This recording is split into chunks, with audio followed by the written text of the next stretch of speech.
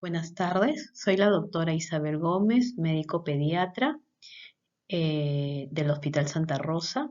Vamos a tratar hoy día el tema de atención integral del adolescente y depresión.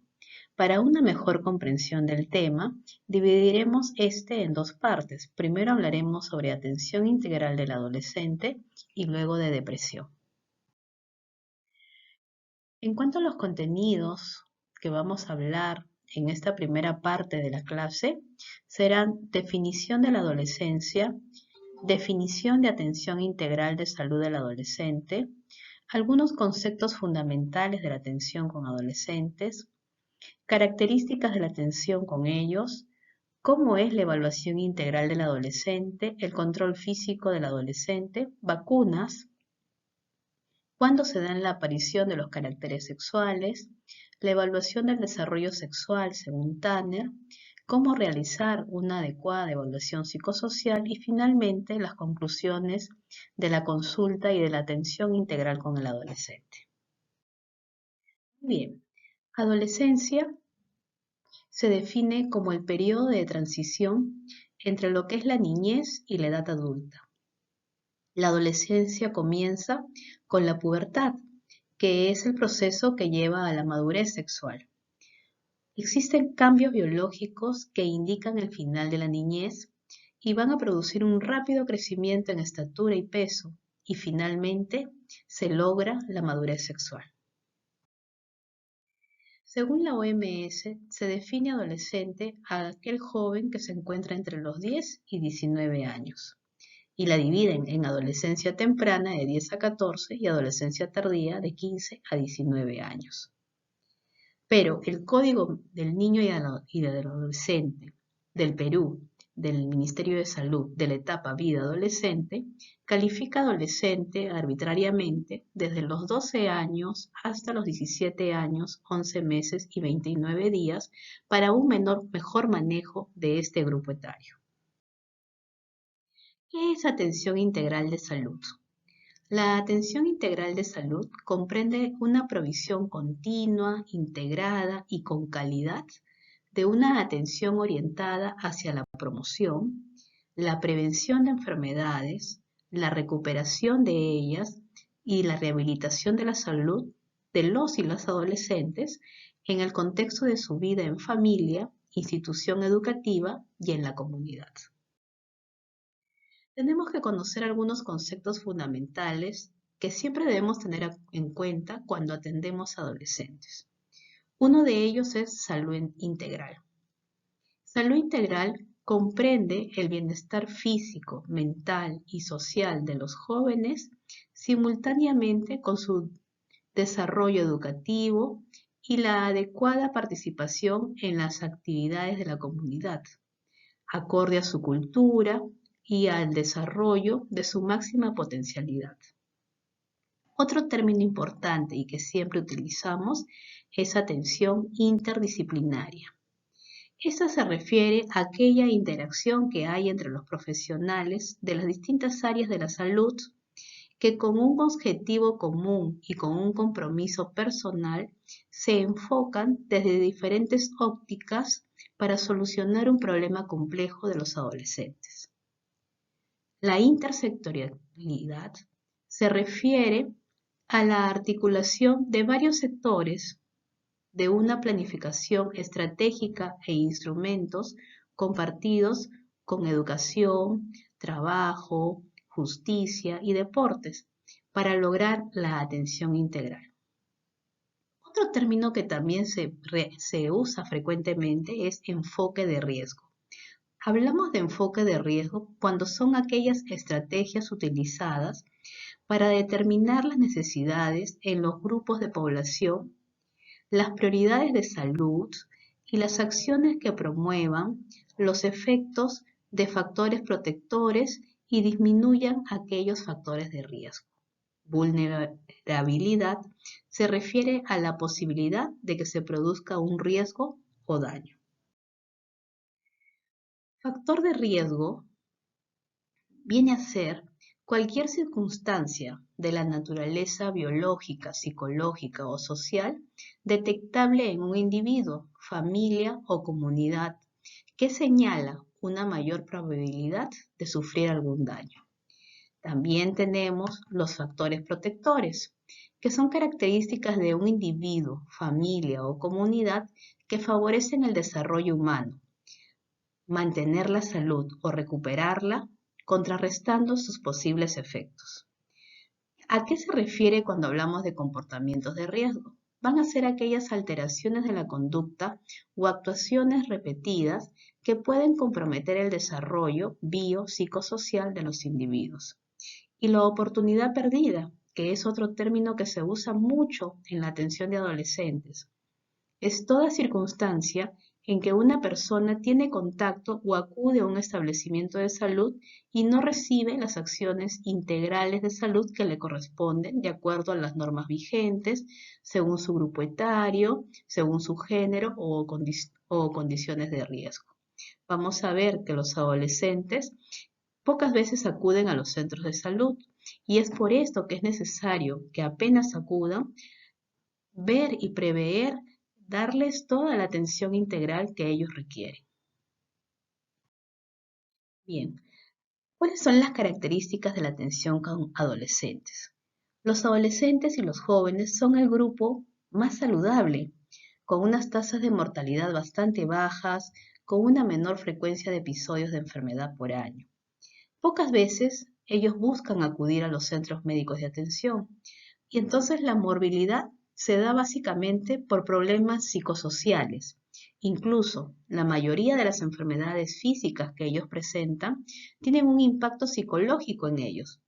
Un ejemplo clásico es el acné, por lo que toda enfermedad debe tratarse no solamente de la forma biológica, sino también de la forma bio, psico y social.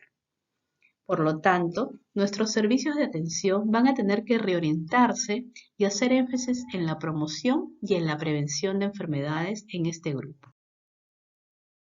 Hay algunas características importantes que tiene que tener la consulta con el adolescente, y esta es principalmente la confidencialidad. Lo que se trata en la consulta quedará en la consulta, salvo que el paciente desee luego compartir sus problemas de salud con sus progenitores o en el caso de que exista algún riesgo de vida con el adolescente, entonces recién podemos romper esa confidencialidad.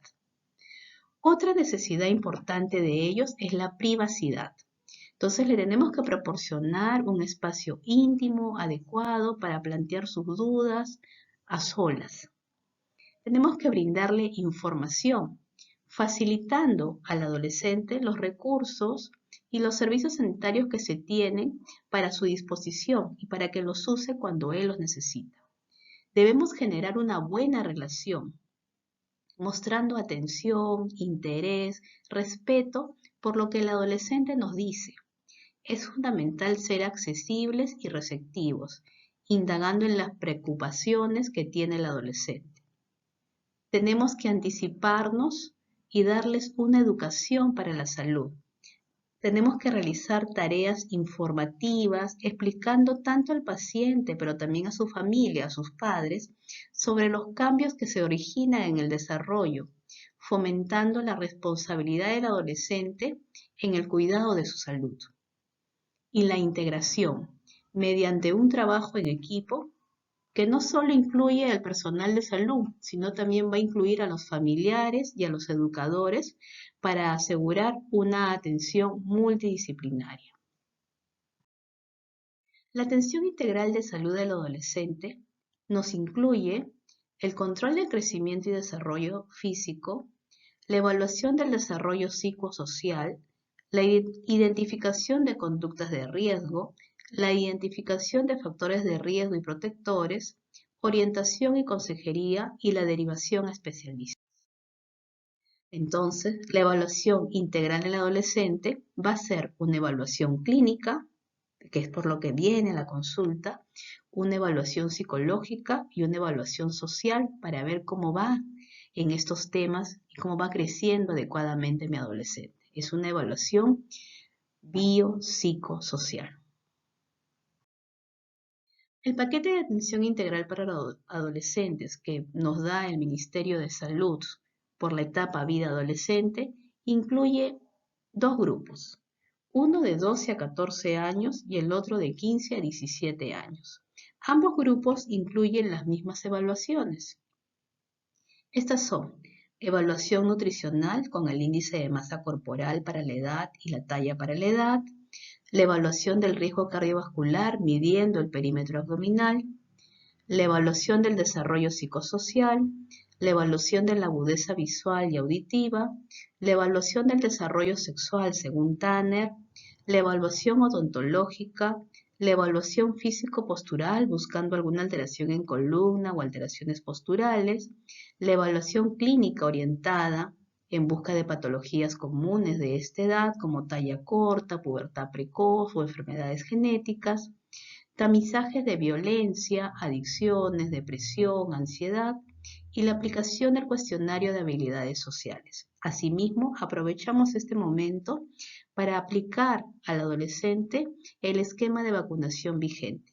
Cabe decir que la evaluación del adolescente debe ser semestral, es decir, cada 6 meses, y que estos paquetes se refieren al momento en que el adolescente llega con nosotros a la atención médica. Igual, el paquete de 15 a 17 años, como le mencioné, incluye lo mismo que el paquete de 12 a 14 años. Estas son las fichas de atención para el adolescente que se han estado usando en los servicios de adolescencia y en los cuales vemos cómo debe ser la historia clínica del adolescente. No solamente incluye la parte biológica, los antecedentes familiares, los antecedentes que puedan haber de importancia, sino también los antecedentes sociales, los antecedentes sexuales, el desarrollo en sí del adolescente. Se han dejado un poco de usar últimamente, sin embargo es la guía para toda atención con adolescentes y en todos los servicios que tenemos con atención a adolescentes es la guía para dar la atención. En la adolescencia vamos a ver que se da un crecimiento acelerado. Entonces, llegamos a alcanzar el 15 a 20% de la talla final del adulto, el 40 a 50% del peso final del adulto. Y algo muy importante es que el 50% de la masa ósea final se logra en la adolescencia. Un adolescente varón entre los 12 y 15 años, va a ganar entre 20 kilos y 20 centímetros. Y una adolescente mujer entre los 10 y 13 años gana aproximadamente unos 8 centímetros por año. La velocidad de maduración sexual o maduración de otras formas es variable y esto está influido, no se conoce bien si es por la genética o el ambiente, pero nosotros si nos ponemos a comparar adolescentes de dos regiones diferentes de nuestro país, de Lima y de la selva, vamos a ver que hay bastantes diferencias entre ellos a pesar de tener la misma edad. Hay una máxima velocidad de crecimiento estatural en estas épocas de la adolescencia y esto va a implicar que se requieran mayores requerimientos nutricionales. Por eso que el adolescente necesita una mayor cantidad de alimentos, siempre y cuando sean de buena calidad. La velocidad del crecimiento en la etapa puberal es de 9 a 10 centímetros por año. Si es menor de 4 centímetros por año, se considera normal y debemos estudiar cuál es la causa de esta lentitud del crecimiento.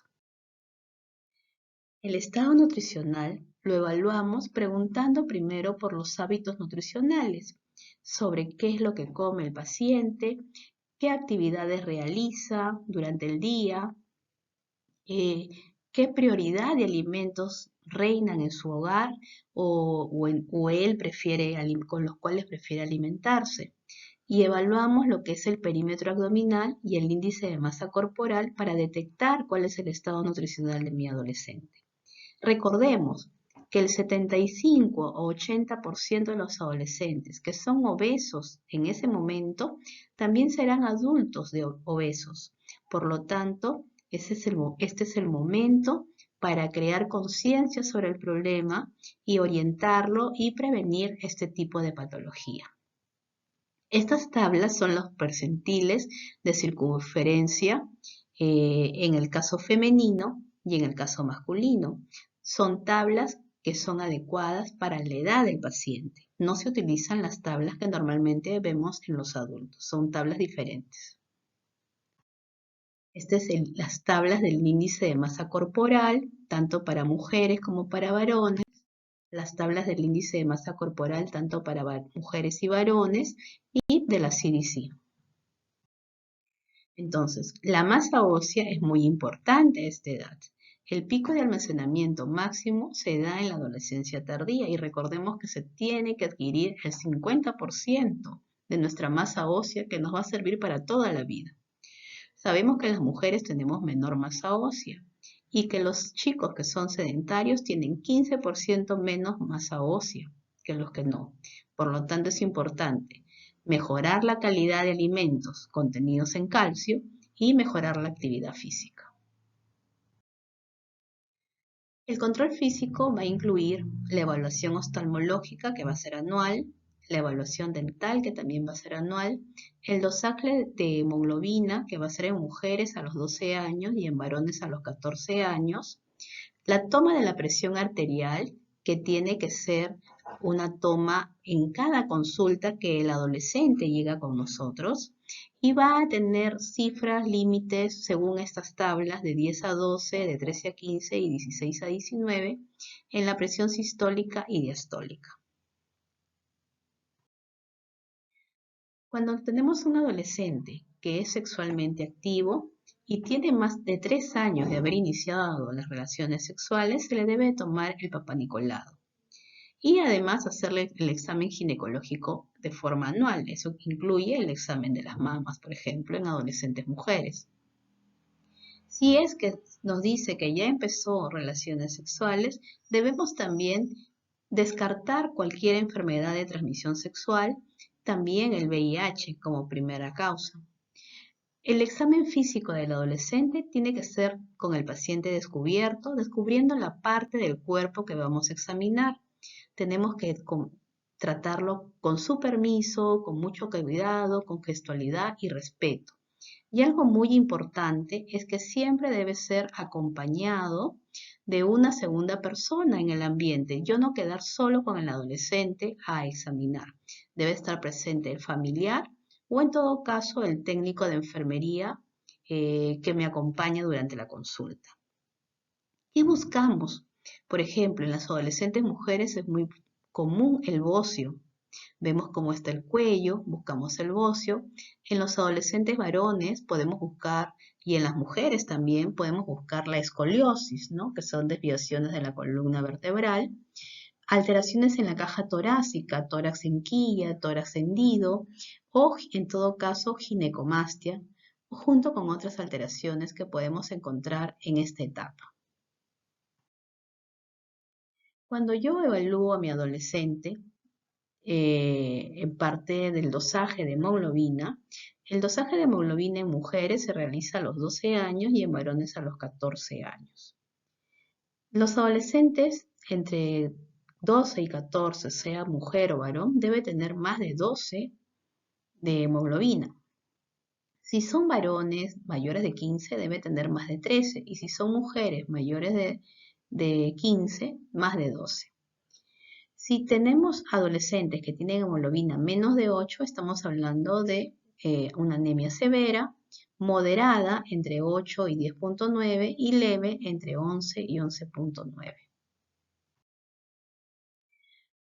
Todo adolescente entre los 12 y 17 años debe recibir un manejo preventivo. Y esto lo hacemos en todas las adolescentes mujeres en este grupo etario. ¿Qué reciben? Reciben una tableta de 60 miligramos de hierro elemental más 400 microgramos de ácido fólico 2 veces por semana.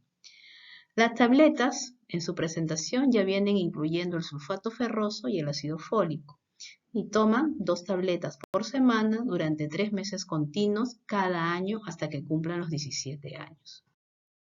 Pero si mi adolescente, sea varón o sea mujer, entre los 12 y los 17 años presenta anemia leve o moderada, entonces administramos 2 tabletas diarias de 120 miligramos de hierro elemental, 2 tabletas de sulfato ferroso durante 6 meses continuos pero debemos ver cómo evoluciona mi paciente. Y los exámenes de control lo hacemos al mes, a los 3 meses, a los 6 meses de iniciado el tratamiento.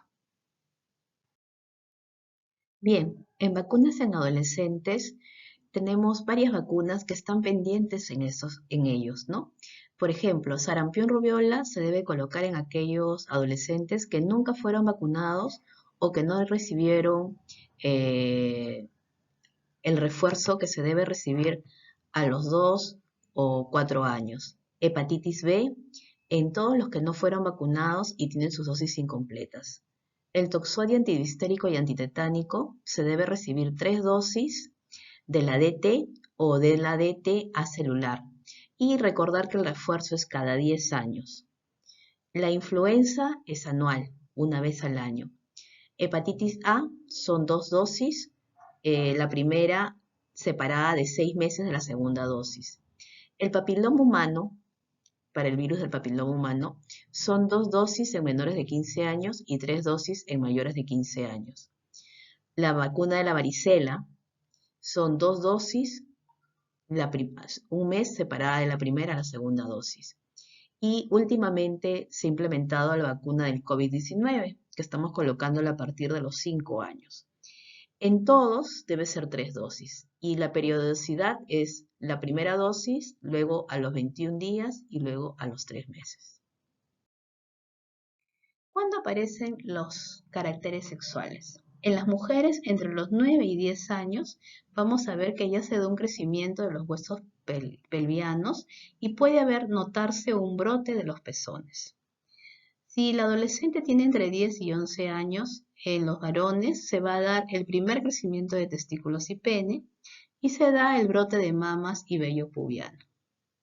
De 11 a 12 años tenemos la actividad prostática, cambios en el epitelio vaginal y en el frotis con crecimiento de genitales internos y externos en mujeres. De 12 a 13 años, en el varón se produce el crecimiento del vello púbico y en la mujer pigmentación de los pezones con aumento del volumen de las mamas. De 13 a 14 años tenemos un crecimiento rápido de los testículos y el pene con una tumefacción subareolar de los pezones. El vello axilar en las mujeres entre los 13 y 14 años se encuentra ya presente y también se encuentra que estas chicas ya están menstruando probablemente. Oscila el inicio de la menstruación entre los 9 años y los 17 años. Refieren que al inicio es anovulatoria y esto es debido a la inmadurez que tiene el sistema de ellas, el sistema endocrino, los primeros años. Conforme van pasando generalmente al tercer año, recién se regulan completamente estas reglas. De 14 a 15 años, en los varones ya crece el vello axilar, el bozo del labio superior y hay un cambio de voz. En las mujeres se da un embarazo normal y precoz si es que tuviesen un embarazo. De 15 a 16 años, el varón ya produce espermatozoides maduros. En las mujeres se presenta el acné y la voz más profunda. Y 16 a 17 años en los varones ya tenemos que tienen el vello facial, corporal y el acné, y en las mujeres detención del crecimiento esquelético. Una forma de evaluar el desarrollo es evaluándolo a través de los Tanner.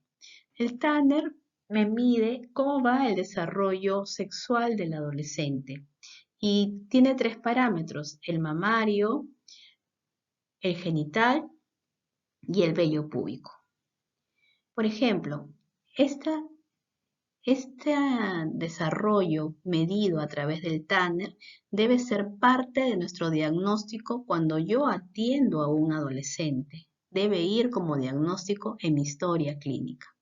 Cuando yo hablo de un Tanner mamario M1 me refiero a que no tiene ningún desarrollo, es el prepuber. Cuando hablo de un M2 es que tiene el botón mamario. Cuando hablo del M3 es que sobrepasa la areola. Cuando hablo de un M4 es aquella mama que tiene un doble contorno. Y un M5 ya es una mama adulta. Cuando yo evalúo el vello púbico, un prepuber BP1 no tiene vello púbico. Un BP2 van a ser muy delgados, rectos, pequeños en la base del pene o al borde de los labios mayores. Es muy finito. Cuando yo hablo de un BP3, ya está rizado en la parte inferior del pubis. Un BP4 me va a cubrir todo el pubis y un BP5 me cubre tanto ingle y región interna de los muslos. Cuando yo hablo del desarrollo genital Tanner, me refiero al desarrollo del varón en cuanto a testículos y pene. G1, el testículo está menor de 4 centímetros. ¿Cómo los mido? Los mido con un aparatito que se llama orquidómetro, comparándolo con el testículo del adolescente. G2 me habla de un crecimiento testicular de 4 o 6 centímetros, generalmente se logra a los 12 años. Un G3 se da el alargamiento del pene y los testículos miden entre 6 y 12 centímetros.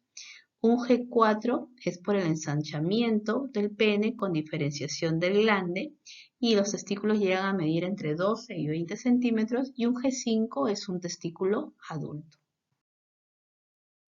Bien, ahora hablaremos de la evaluación psicosocial. La adolescencia se caracteriza porque hay una serie de modificaciones neuroendocrinas, anatómicas, fisiológicas únicas y diferentes a cualquier otro grupo etario. En el desarrollo psicosocial se produce el surgimiento del pensamiento abstracto, el proceso de independencia, el desarrollo de la identidad personal, hay un brote de la sexualidad floreciente, hay una programación del futuro y hay un comportamiento socialmente aceptable. Lo podemos clasificar en subetapas. La temprana de 12 a 14, la media de 15 a 17 y la tardía de 18 a 19 años. Sin embargo, vamos a ver que ahora la tendencia es considerar que el adolescente puede llegar de 18 hasta 24 años en la forma tardía. ¿Por qué? Porque el cerebro adolescente tarda en madurar hasta los 24 años, 25 aproximadamente. Entonces, la parte prefrontal, que es la última en madurar, que es la que nos da el raciocinio, el que nos dice qué hacer y qué no hacer, recién termina de madurar en esa etapa. Y es por eso que quieren prolongar la etapa de crecimiento del adolescente. Bien, pero en la etapa temprana de 12 a 14 años, vamos a ver que de cambios físicos se producen cambios puberales, viene la menstruación o la polución en varones, que es la primera espermarquia. Hay un pensamiento crítico, hay un aumento cualitativo del instinto. En lo social hay un abandono de la casa, se integra mucho al grupo de amigos. En la etapa media se integran una serie de cambios físicos con sistematización de la práctica deportiva. En lo cognitivo experimenta sus procesos internos como únicos. En lo afectivo se da la orientación sexual, puede ser heterosexual, idealizan el objeto amoroso y hay una rebeldía con la figura de la autoridad y una lucha por sus espacios y por sus tiempos. En la etapa tardía, de 18 a 19 años, vamos a ver que en lo físico hay una perfección y exigencia en las prácticas deportivas y artísticas, hay un equilibrio constante de su identidad, en lo afectivo hay un equilibrio emocional, ya refieren tener un impulso sexual, encuentran su objeto sexual en realidad. En lo social hay un retorno al hogar, se reconcilian con los padres y se reintegran a la sociedad. Bien, si yo tengo un adolescente de 12 a 14 años en lo que respecta a dependencia e independencia, vamos a ver que tiene un mayor recelo y menor interés por estar con los padres. Hay un vacío emocional y tiene un humor variable con ellos. En cuanto a lo que es su aspecto corporal, se sienten inseguros respecto a su apariencia y su atractivo, y hay un interés creciente sobre la sexualidad. En cuanto a la integración de grupos con amigos, la amistad, las relaciones son fuertemente emocionales. Inician su contacto con el sexo opuesto. En lo que es el desarrollo de la identidad, tienen un razonamiento abstracto con objetivos ocasionales ideales o idealistas, en todo caso, En esta etapa pues quieren ser astronautas o cosas que de repente son difíciles de alcanzar. Hay una mayor necesidad de una mejor identidad, tienen dificultad en controlar sus impulsos y siempre están probando a la autoridad.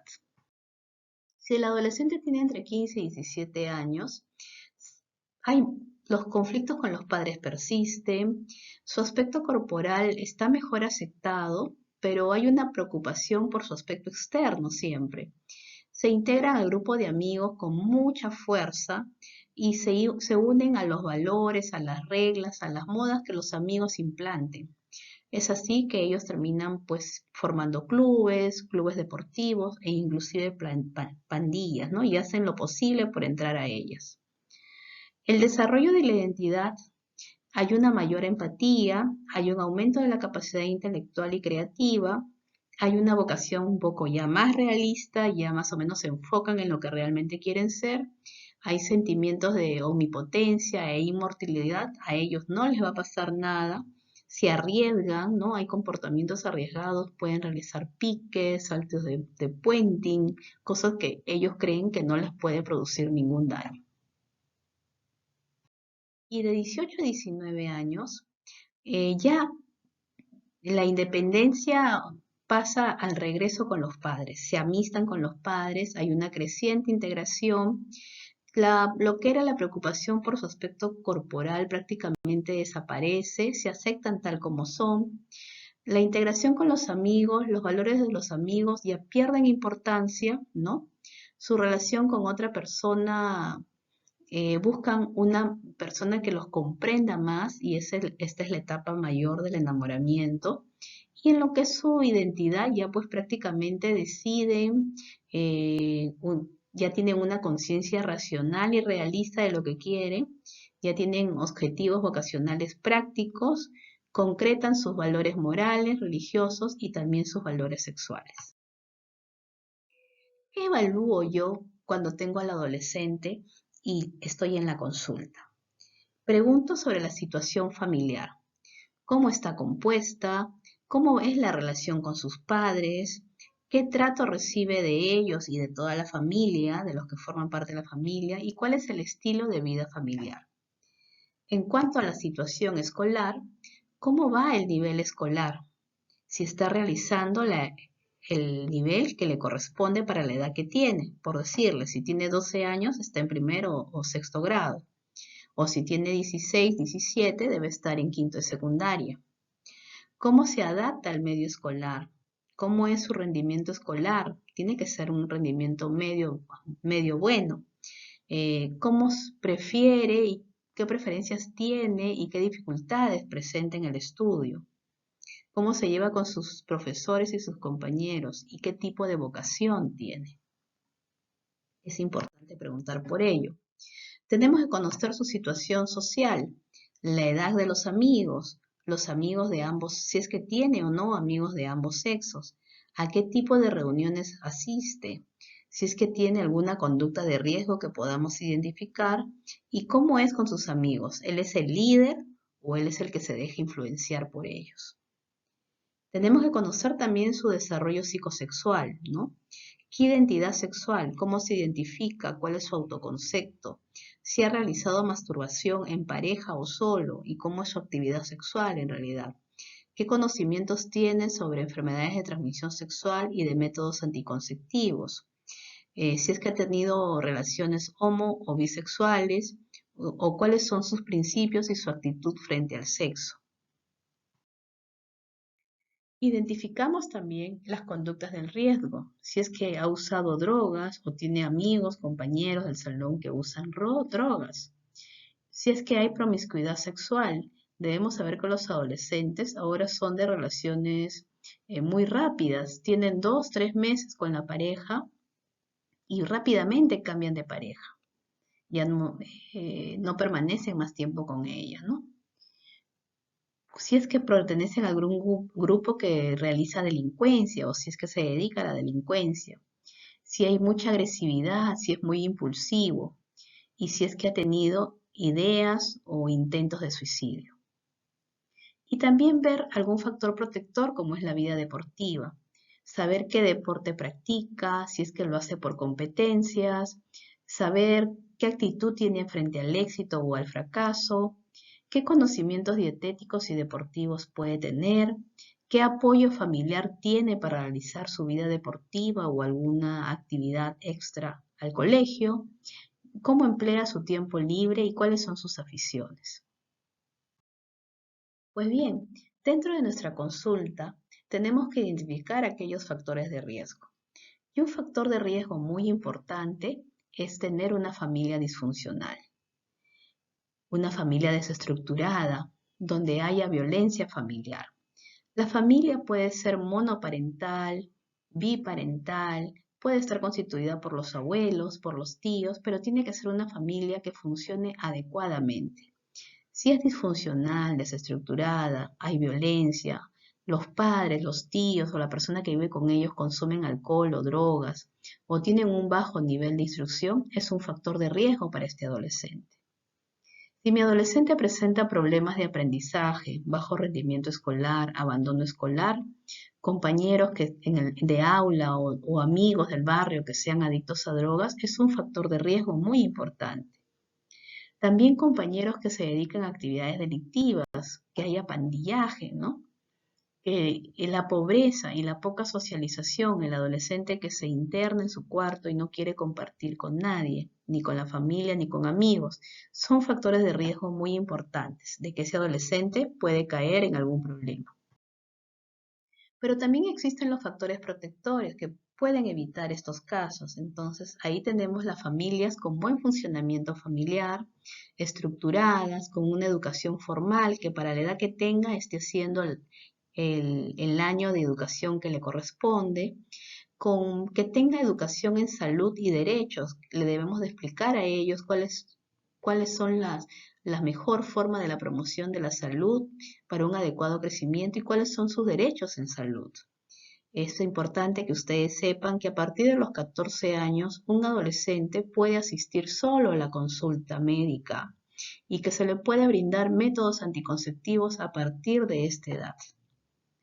Hay aprendizaje de habilidades sociales, tiene que tener una buena autoestima, valores, comunicación asertiva. Tiene que tener acceso a los servicios de salud adecuados, una adecuada nutrición, un trabajo apropiado, practicar deportes, realizar actividades artísticas y redes de apoyo social. Pero también hay conductas de riesgo y en ellas tenemos aquellos adolescentes que consumen alcohol, tabaco o drogas ilegales, que tienen conducta violenta o delictiva, participan en delincuencia, en pandillaje, que desertan del colegio, adolescentes con promiscuidad sexual, con actividad sexual sin protección, que pueden llegar al embarazo precoz y aquellos que tienen ideación suicida. Pues bien, las conclusiones de la atención integral con el adolescente son que la atención integral del adolescente implica la evaluación biopsicosocial. Las características de la atención en consulta implican confidencialidad, la cual solo se puede quebrantar solo si el adolescente lo decide o si está en riesgo la vida del mismo. Una característica de la atención del adolescente es que ésta debe ser multidisciplinaria, no solamente del personal de salud, también incluimos a la familia e incluimos al colegio. Se debe explicar al adolescente y a su familia acompañante en forma clara y comprensible acerca del nivel del desarrollo puberal y los hallazgos físicos de la evaluación clínica. Debemos derivar a otros especialistas que estén preparados en la atención de adolescentes de no poder atender los casos que se presentan. Dar una orientación a los padres sobre la conducta de sus hijos de acuerdo a las etapas que están viviendo y sobre la dinámica de la propia familia adecuada para favorecer un desarrollo normal. Favorezcamos la familia estructurada. Muy bien. Y pasamos ahora a la segunda parte de esta clase. La segunda parte de esta clase nos habla sobre la depresión en adolescentes. Hablaremos sobre la definición, los datos importantes, los factores de riesgo, cuándo sospechamos de depresión, ¿Cuál es el cuadro clínico? La evaluación y diagnóstico, el tratamiento y las conclusiones. Pues bien, depresión es un trastorno mental caracterizado fundamentalmente por un humor depresivo, con pérdida de capacidad para interesarse y disfrutar de las cosas, lo que conocemos como anedonia, cansancio o fatiga que empobrece la calidad de vida y genera dificultades en el entorno familiar, laboral, social de quienes la sufren.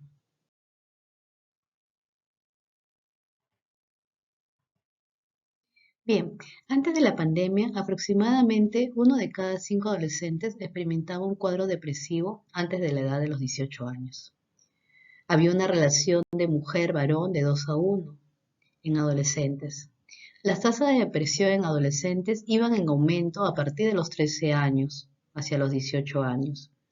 Y todos sabíamos que la adolescencia es un periodo crítico que debe recibir una especial atención, ya que se sabe que el suicidio viene a ser la tercera causa de muerte en la población joven que se encuentra entre los 15 y los 25 años y puede ser el resultado final de un episodio depresivo previo, no reconocido, por lo tanto no hubo ningún tratamiento oportuno y puede desencadenar en estas consecuencias fatales. Existe una gran variedad de consecuencias negativas a lo largo del tiempo asociadas a este trastorno. Entonces, hay dificultades en la convivencia y en la socialización, hay un pobre desempeño vocacional e incremento en el riesgo de autolesiones e inclusive del suicidio. Por lo tanto, la intervención temprana es la estrategia más efectiva para la prevención de las consecuencias asociadas con la enfermedad. Pero con la pandemia del COVID-19, la depresión y ansiedad han aumentado debido a que hemos tenido unas medidas de confinamiento demasiado estrictas, ha habido pérdida de familiares cercanos y esto ha traído desde ya una inestabilidad económica. Se realizó un estudio muy importante en el país por el Ministerio de Salud y por la UNICEF en el año 2020 a través de unas encuestas virtuales. Y esto reveló que 3 de cada 10 niños y adolescentes entre 6 y 17 años presentaron algún problema de salud mental en el contexto de la pandemia por el COVID-19. Pero esto iba en aumento. 7 de cada 10 niños o adolescentes tuvo rasgos de ansiedad o de depresión cuando los padres, maestros y cuidadores presentaron depresión y poca capacidad de sobreponerse a las situaciones traumáticas. Y aún nos queda esperar las reacciones de estrés postraumático que se pueden dar inclusive hasta 3 años después de haberse producido el trauma, ¿no? Y aún estamos en espera de ellos. ¿Por qué los jóvenes tienen más depresión ahora que hace más de 100 años? Las medidas de confinamiento durante la pandemia han sido un gran explosivo para esto. Una exposición permanente a medios de comunicación y algunos de ellos podían favorecer la alienación del individuo, pero también llevaban gran desinformación con noticias falsas y alarmantes, y sobre todo en la pandemia, causando mayor pánico. Los jóvenes han tenido pérdidas de familiares queridos y cercanos durante la pandemia, y esto ha traído, y siempre ha habido también, un cambio en la estructura del modelo familiar, la desintegración, que causa depresión en ellos. Y definitivamente también entra la competitividad desaforada que se da para alcanzar una vacante universitaria, para alcanzar el primer puesto del colegio y la gran presión que esto indica. ¿Por qué? ¿Qué factores de riesgo tenemos para el desencadenamiento de depresión?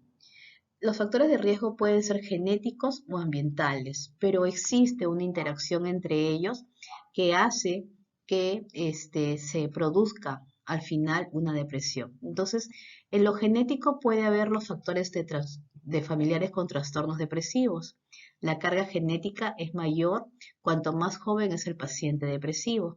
Y los ambientales Por ejemplo, las medidas de confinamiento dadas durante la pandemia. Los jóvenes que estaban acostumbrados a salir, a convivir, a conversar con sus amigos del colegio, de la universidad, han sido confinados, ¿no? Y a llevar clases a través de las computadoras o de los medios interactivos. Otro factor de riesgo es la separación de los padres, ¿no? O el divorcio de los padres. Otro factor es la muerte de los padres o hermanos, y sobre todo ahora en la pandemia que ha habido mucho de ello.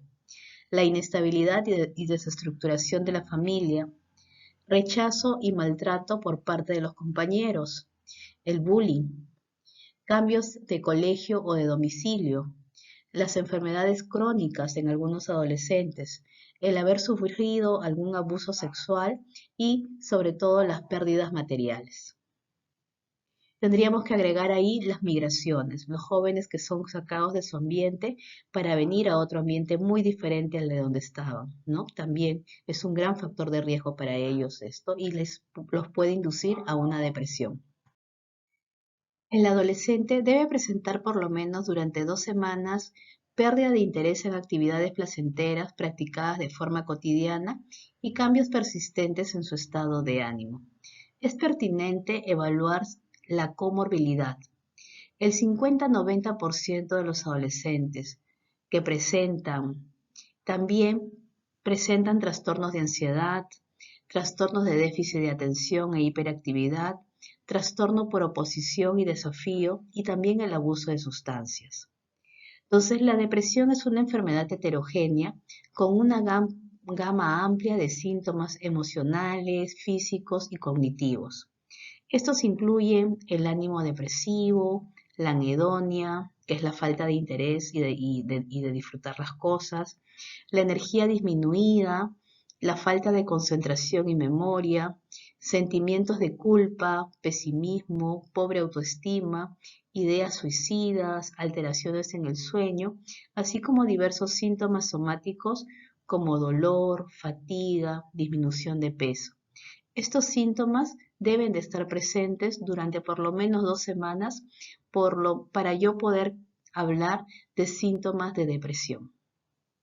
Pues bien, los principales síntomas de depresión en un trastorno depresivo, no solamente mayor, sino en cualquiera de estos trastornos, puede ser en lo emocional, puede encontrar irritabilidad, ideación suicida, culpa inapropiada, falta de interés, falta de placer, desesperación, ánimo depresivo, ansiedad.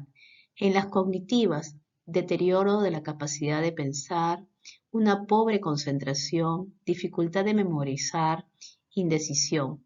En las físicas podemos encontrar cefaleas, problemas estomacales, agitación psicomotora, insomnio o hipersomnia, cambio de alimentación, pérdida de peso, disminución de la libido, fatiga y dolor. También lo podemos encontrar en algunas enfermedades. Pueden ser infecciosas, neurológicas, endocrinas, medicamentos u otras. Infecciosas tenemos, por ejemplo, en la mononucleosis, en la gripe, la encefalitis, la endocarditis, la tuberculosis, el VIH, la sífilis.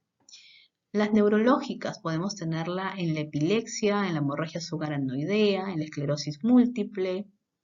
En las endocrinas puede estar presente en la depresión, en la diabetes, en el Cushing, en el Addison, en el hipo y en el hipertiroidismo, entre otras.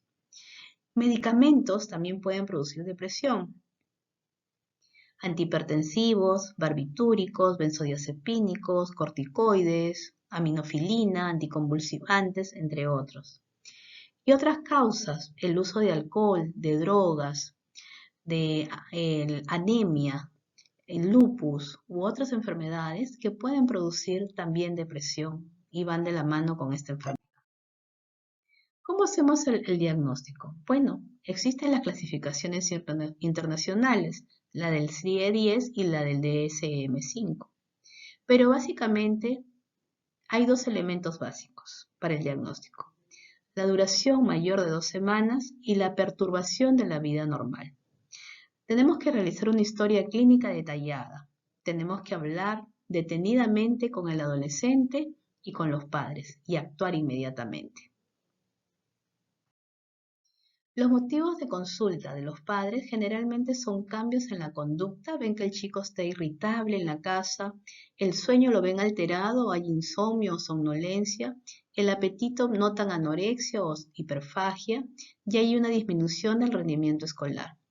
Y el propio adolescente puede referir tristeza, deseos de llorar, soledad, dificultad de concentración, incapacidad para disfrutar la vida. Debemos de tener en cuenta que la expresión de la depresión va a depender de muchas cosas y puede depender de la edad, del desarrollo cognitivo de mi paciente adolescente, de su nivel cultural, de su capacidad de abstracción individual y del sexo. Cuando yo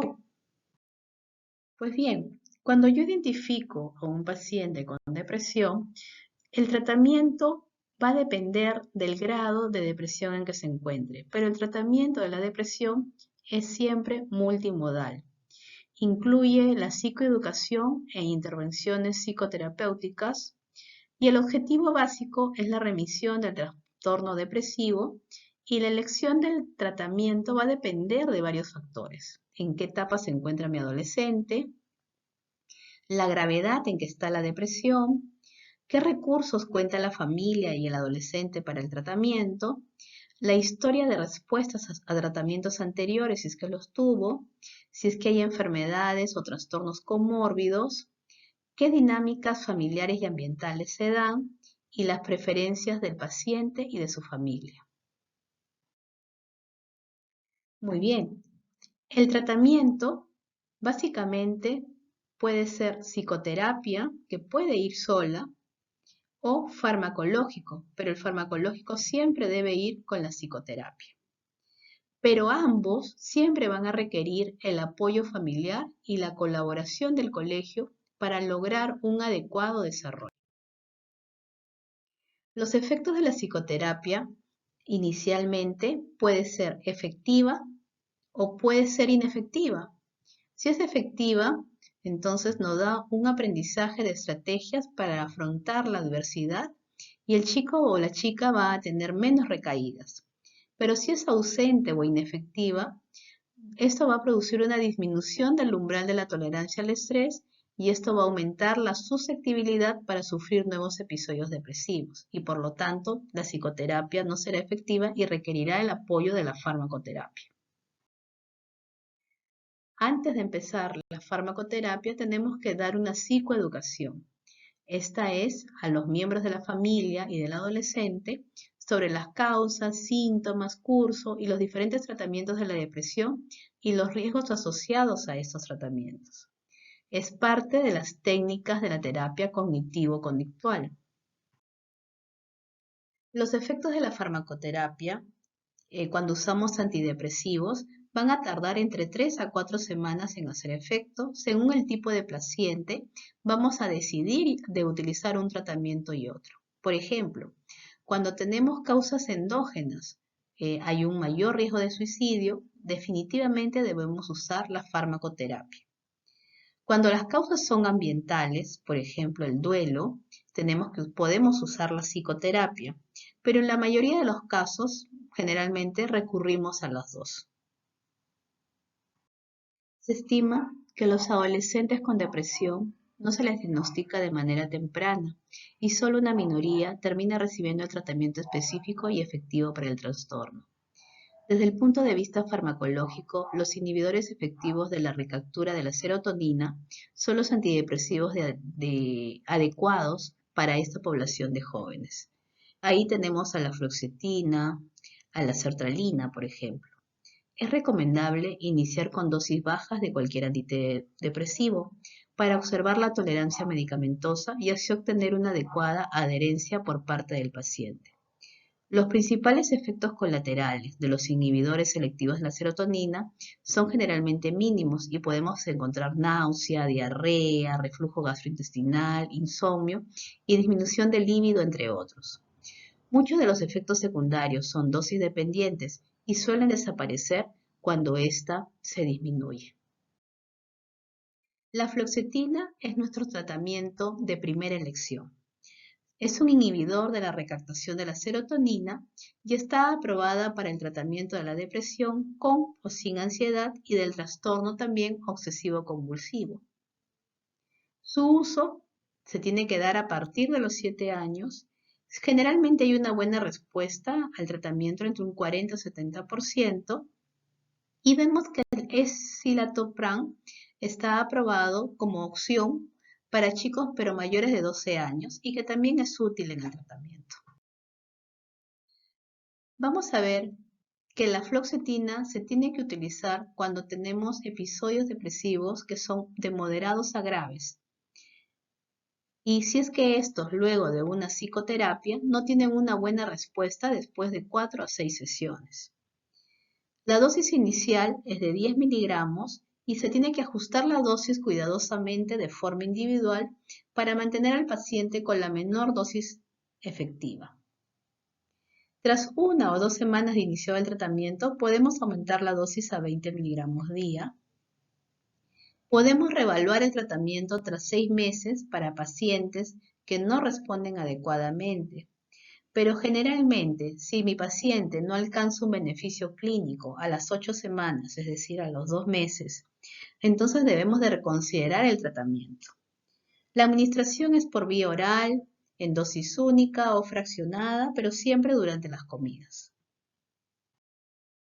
Puede producirnos algunos efectos adversos comunes, como síntomas gastrointestinales, inquietud, dolor de cabeza, cambios en el apetito, lo aumentan o lo disminuyen, mayor impulsividad, irritabilidad, diaforesis, disfunción sexual, acaticia, cambios en el sueño, insomnio, somnolencia, sueños vividos, pesadillas, dificultad para dormir, agitación y comportamiento de activación. En conclusión, el diagnóstico de depresión en la infancia y adolescencia es complejo, ya que los síntomas son diferentes a los manifestados en la vida adulta. Es importante que el médico esté alerta, especialmente en aquellos casos donde vemos irritabilidad y anedonia, para detectar precozmente un posible episodio depresivo. El diagnóstico de depresión es clínico y los cuestionarios solo son un cribado y un apoyo al diagnóstico, pero el diagnóstico básicamente va a ser clínico. El tratamiento de un episodio depresivo se basa en la combinación de psicoterapia y de tratamiento farmacológico. Hay una polémica actual que es sobre el uso de los antidepresivos porque se está usando de forma indiscriminada. Entonces debemos de seleccionar bien a nuestros pacientes para ver quién es el que es el tributario del inicio de este tipo de tratamientos y educar al paciente. Las fuentes de información